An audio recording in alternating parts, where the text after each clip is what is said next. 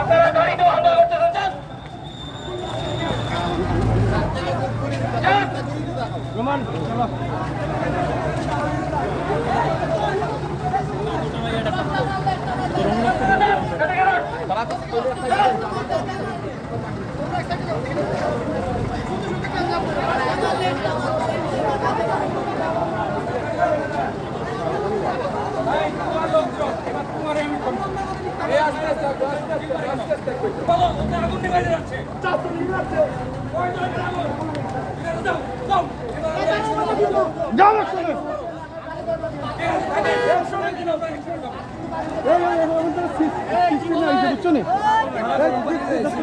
ভাই আমরা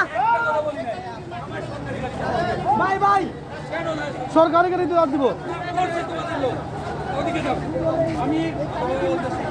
আমি বিনীতভাবে বলতেছি ওদিকে চলে যাও। আমি বিনীতভাবে